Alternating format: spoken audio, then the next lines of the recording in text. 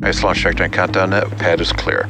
10, 9, 8. Launch auto sequence has 7, started. 6, 5, 4, 3, 2, 1. Go for launch.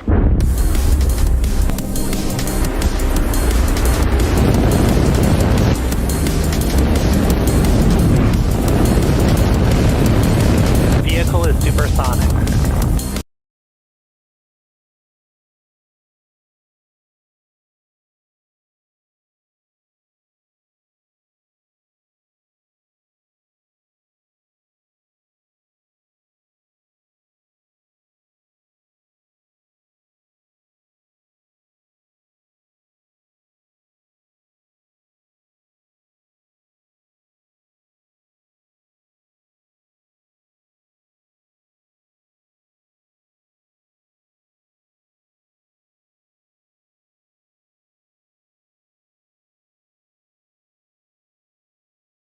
USSF-67 mission from SpaceX headquarters in Hawthorne, California.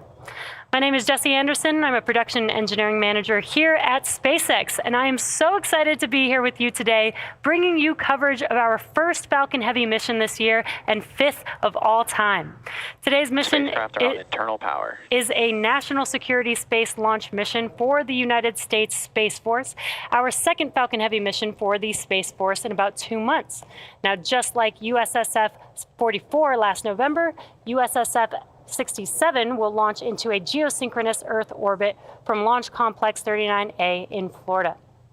Now, additionally, at the request of our customer, we will again not be showing views of the payload. So we will be ending the webcast just after Falcon Heavy side boosters make their way back to land on Landing Zone 1 and Landing Zone 2 around the T+8 minute mark into flight. Now, in addition to covering today's launch, we're excited to be joining you this weekend as Monday is Martin Luther King Jr. Day. Every third Monday of January, we celebrate the life and legacy of Dr. Martin Luther King Jr., who fought for racial justice and equality for all.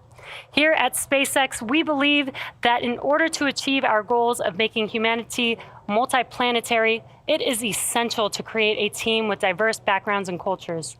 As we remember Dr. King's legacy this weekend, I hope that we can keep working towards furthering equality every day of the year. Now back to the mission at hand. At T-minus 13 minutes and counting, all systems are currently go for an on-time liftoff.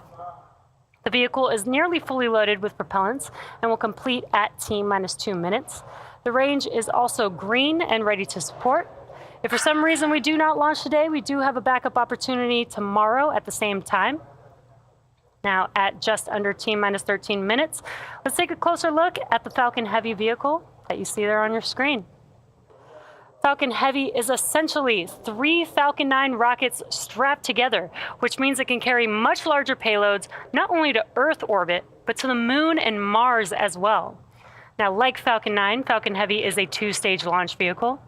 Now, the big difference is that the Falcon Heavy first stage is comprised of 3 cores, whereas Falcon 9 only has 1. Falcon Heavy has 28 engines in total. Each of these cores has 9 M1D engines, making for a total of 27 engines across all 3 boosters, which you can see there on your screen. The 28th engine is a Merlin vacuum engine on the 2nd stage and will power the payload to its final targeted orbit. Now, altogether, the Merlin 1D engines at the base of Falcon Heavy produce 5 million pounds of thrust. That's equal to 18 747s at takeoff. Now, in fact, the engines produce so much power that we don't run them at full thrust all at once until after liftoff. About 2.5 minutes into flight, the 2 side boosters will separate from the center core and come back down to Earth for simultaneous landings at Landing Zone 1 and Landing Zone 2, which you can see there on your screen. If successfully recovered, these side boosters will be refurbished and used in a future national security space launch. Now, upon side booster separation, the center core will keep firing for about 90 seconds before shutting down its engines and then perform a standard stage separation from the 2nd stage. We will not be attempting to land our center core today as the mission requires more performance. Now, this means that in order to get our payload to where it needs to go for today's mission, the center core will burn the fuel that we would typically use for recovery. And for those of you looking closely, that is why you don't see any landing legs or grid fins on the center core. Now moving towards the top of the vehicle, once the first and second stage separate, the second stage will propel our payload to its intended orbit. At our customer's request, we will not be showing views of stage 2, so immediately after the Merlin vacuum engine on the second stage fires up, we'll be directing all of our attention to the landing of our side boosters. Now above the second stage is where our payload is safely enclosed inside of the fairing. That's at the very top of the rocket there on your screen. The fairing protects the payload from aerothermal loads, heating, and contamination during ascent. Now once we reach the vacuum of space, we will jettison the fairing as the second stage continues on its journey to orbit, and we will be attempting to recover the fairing halves today with our recovery vessel, Bob. Now, as I mentioned earlier, today's launch, USSF-67, is a national security space launch mission for the United States Space Force. Now let's learn a bit more from our customer about today's mission.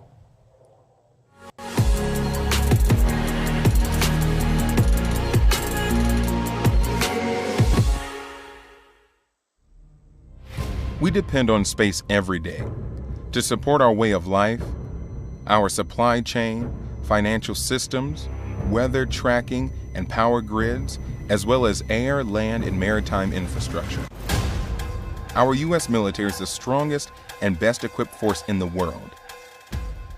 In the heavily contested space domain, Space Systems Command leads a team of roughly 15,000 guardians, airmen, civilians, and contractors.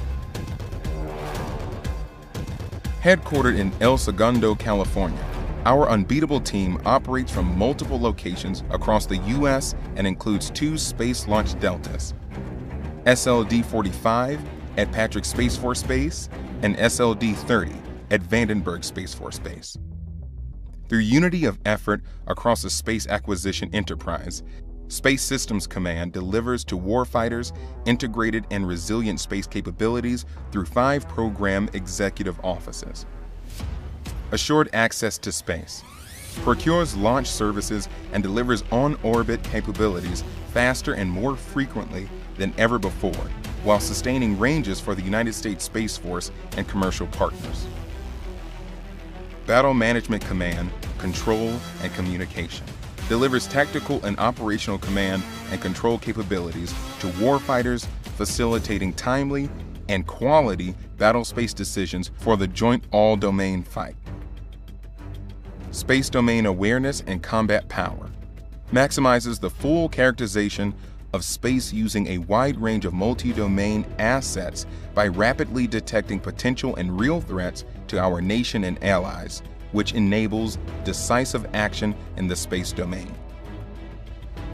Communications and positioning, navigation, and timing ensures the delivery of resilient capabilities across the acquisition lifecycle, from prototypes to systems on the production line to systems our warfighters have been operating for years. Space Sensing delivers space-based battle space awareness through missile warning, tracking, environmental monitoring, and tactical intelligence, surveillance, and reconnaissance. Our adversaries fully intend to disrupt, degrade, and destroy the U.S. and our allies' ability to access and operate in space. Not on our watch. Space Systems Command is focused on creating and sustaining resilient lethality in space through systems integration, unity of effort, and digital engineering ecosystems. At Space Systems Command, space starts here. At T-minus 6 minutes and 45 seconds, the SpaceX team continues to count down for launch of our 4th operational Falcon Heavy flight, and all systems are go. Following a successful static fire this past Tuesday, Falcon Heavy rolled out to the pad with the payload at 5:45 a.m. and went vertical about 4.5 hours later. Now, before we began the webcast, the SpaceX launch director... Booster RP1 load is complete. The SpaceX launch director polled the members of the launch team and got a go for propellant loading and launch. Now, we're currently loading propellant on all 3 first stage boosters as well as the second stage. Now you may be able to hear the live rocket sounds from our launch pad. The pops and hissing sounds that you hear are from propellant loading, as well as the launch mount and strong back that the propellant is going through. Falcon Heavy uses two propellants, a refined form of kerosene called RP1, or Rocket Propellant 1, as a fuel, and LOX, or liquid oxygen, as an oxidizer. Now, an oxidizer is a type of chemical that a fuel requires in order to burn. The liquid oxygen is chilled below its boiling point so that it has a much greater amount of mass per volume. So basically, we can load more of it into the vehicle. Our fuel is RP1, essentially a purified kerosene. It is safe, easily available, and has a lot of history. And in fact, the Saturn V first stage flown from this very pad on the moon missions also used liquid oxygen and kerosene. And in addition to these two propellants, we also use the chemical TTEB, or triethyl aluminum and triethyl borane, as an ignition source. The combustion of RP1 and liquid oxygen is what makes the rocket go, and it's the TTEB that sets the match to the propellant mix. Now, next up, the trusted structure next to the vehicle. Tanks are pressing for a strong back retract. And there's that call out just in time. The structure next to the vehicle is called the strong back, or the TE. And in preparation for retraction, the clamp arms will begin to open. There's clamp arms just there that you can see on your screen below the fairing. Those will begin to open up, and once they are fully open, Back retract in progress. once they are fully open, then the TE, or the transporter erector, can begin to retract away from the vehicle. And we did hear that call out that the TE retraction process has begun. Now, as I mentioned earlier, today's launch marks our second Falcon Heavy flight in just 11 weeks. And for those of you following along, a lot will happen in the first 4 minutes of flight. And there you can see on your screen that the clamp arms have begun to open. Once those are fully open, the TE can begin to retract away from the vehicle. Now again, a lot will happen in the first 4 minutes of flight. First, we will light the two side boosters, followed by booster LOX load is complete. the center core. And about 40 seconds after liftoff, we will decrease power on the two side boosters to prepare for max Q, after which Falcon Heavy will throttle back up to full power on the side boosters. Now, 2 minutes into flight, we will booster LOX load is complete.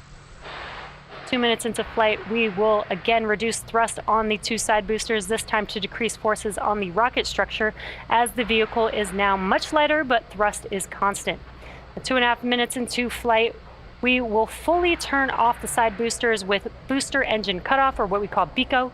The pneumatic separation Center system. core LOX load complete. Getting good calls. I'm going to pause for each one of those. The pneumatic separation system on the center core then unlocks the two side boosters and pushes them away. Now, once we are clear of the side boosters, the center core throttles up to full power until the center core shuts down with main engine cutoff, or what we call MECO, and then separates from the second stage around the 4 minute mark. And as a reminder, we will not be attempting to recover the center core today, as the mission requires more performance. Now, for those of you looking closely, this is why you don't see any landing legs or grid fins on the center core. And from this point on, very similar to a Falcon 9 mission, the side boosters will be making their way back down to Earth for recovery. The fairing will separate, and the second stage will take the USSF-67 payload out into space. Now, as a reminder, at the request of our customer, we will not be showing views of the payload, so we will be ending the webcast just after our side boosters. LOX load complete. Just after our side boosters make their way back down to land on landing zone 1 and landing zone 2, a little after the T+8 minute mark into flight. And as we've mentioned before, launch is hard, and Falcon Heavy is no exception. We are essentially counting down 3 rockets simultaneously, so our team is going to be conservative in case anything pops up in the last couple minutes of the countdown. Now, if for some reason we don't launch today, we do have a backup opportunity tomorrow at the same time. And we did also hear those callouts that propellant loading is now complete on Falcon Heavy. Current gas closeouts. So we are now going to vent out the liquid oxygen line on the transporter erector. Next up will be Falcon Heavy in startup, and that will be at the T-1 minute mark. That's where the internal flight computers take over the launch countdown.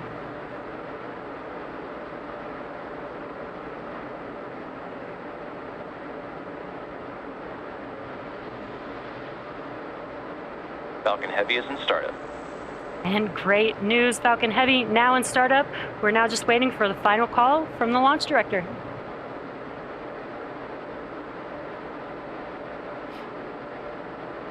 This is the mission director. Go for launch.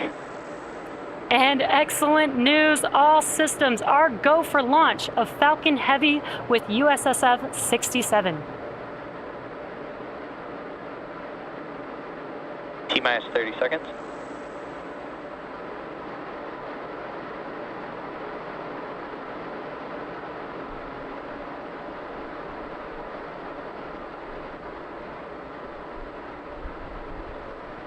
Seconds. T-minus 10, 9, 8, 7, 6, 5, 4, 3, 2, 1. Engine full power. And liftoff of USSF-67. Go Falcon Heavy. Go Space Force.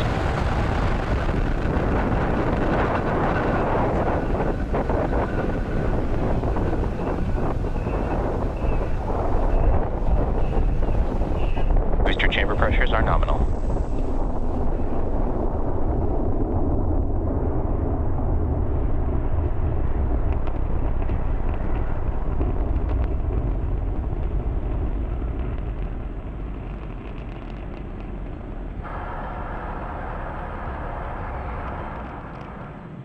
T plus 40 seconds into flight under the power of 5 million pounds of thrust. Power and telemetry nominal. Falcon Heavy is headed to space. Now we did throttle down the engines around the T plus 40 second Vehicle mark supersonic. in preparation for max Q. Max Q. And great call out there that we have passed through max Q. That's the largest mechanical stress on the vehicle on ascent. And incredible, incredible views there on your screen. Falcon Heavy in flight. Now next events coming up will be booster engine cutoff or BECO, followed by separation of the side boosters and followed by their side booster boost back burns.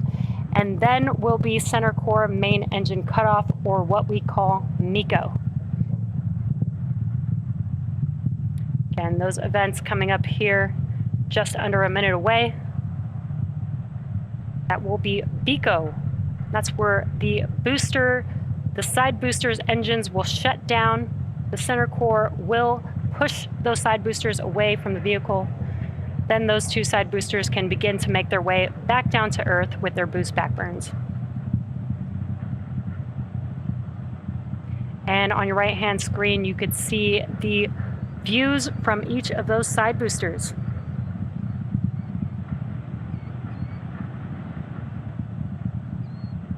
Really incredible views here. Again, we will have BECO, side booster, boost back burn, followed by main engine cutoff of the center core here in just a few seconds.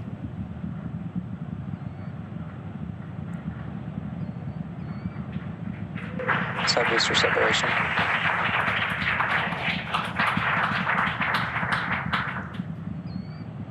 Side core booster startup. Incredible views. We just had BECO and separation of the side boosters, and you can see on your left-hand screen that the side boosters have lit back up. They are now in their boost back burn, making their way back down to Earth. Now, those side boosters are returning to Florida under the power of 3 engines. That's 3 of the 9 M1D engines.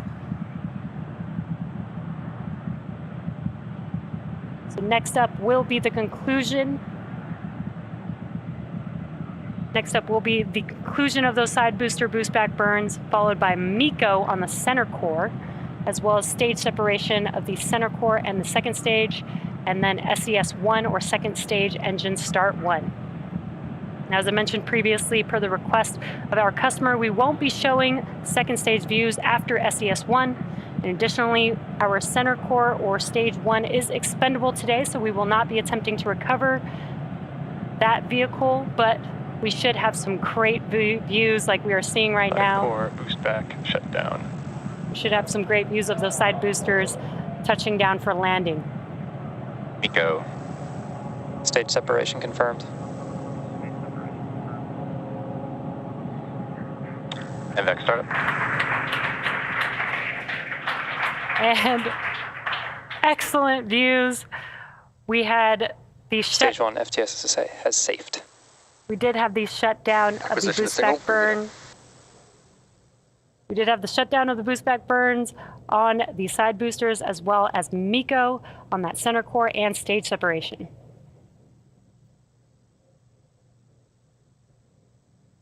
We are waiting for confirmation of a call out of the fairing separation.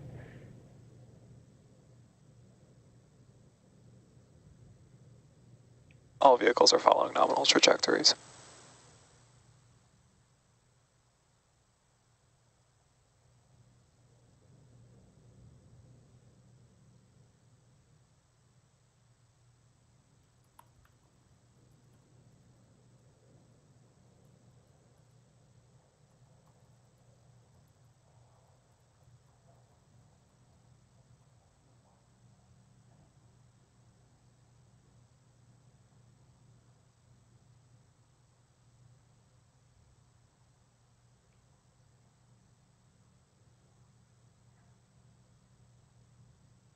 So currently stage 2 is still making its way to its targeted drop-off orbit, while the side boosters are making their way back down to land. Again, these side boosters have another burn coming up. That will be the entry burn. That will be 3 of 9 M1D engines reigniting. That helps to slow the boosters down in preparation or as they re-enter the Earth's atmosphere.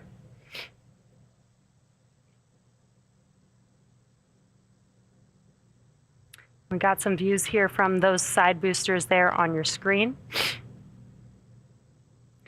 Now, at the time of separation, the side boosters were traveling slow enough to turn around and make their way back to land, to our side-by-side landing pads. If we have successful landings today, we'll mark the 163rd and 164th landing of an orbital class rocket. As I mentioned earlier, the center core will be expendable, and we are not attempting to recover it today. Side core entry burn startup. And there you can see on your screen, the entry burns for these side boosters have begun. They're just about 12 seconds long. PY FTS has saved, and NY FTS has saved. And the entry burns for both side boosters have now concluded. Now, next up will be the final burn for each of these side boosters. That is the landing burn. It is just a single engine burn, the center E9 engine. Each one of these M1D engines have about 190,000 pounds of thrust. So that is enough to slow the vehicle down just in time for landing. And you could see the coast of Florida in the background. Side boosters are transonic. Now that landing burn coming up here in just about 20 seconds or so. Landing burn will last about 20 seconds long. Again, we are scheduled to land on landing zone 1 and landing zone 2. Landing burn. And there are those landing burns have begun on the side boosters. So let's watch as they touch down. Stage 2 is in thermal guidance. Stage 2 FTS is saved. Booster landing leg deployed.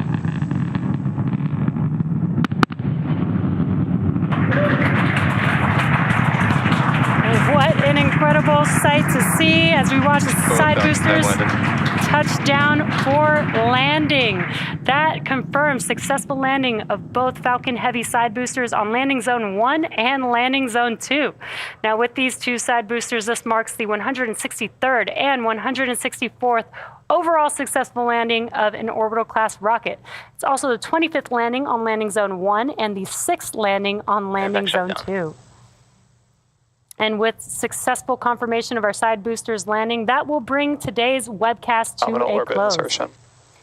Now, we'd like to thank the United States Space Force for entrusting us with today's mission. Thank you to the Range and the Federal Aviation Administration for licensing today's launch. And we'd like to thank all of you, our viewers, for tuning in. Now, if you're interested, head over to our website and social media platforms for updates on our next missions and milestones. We hope that you all enjoy the rest of your weekend, and we'll see you again soon.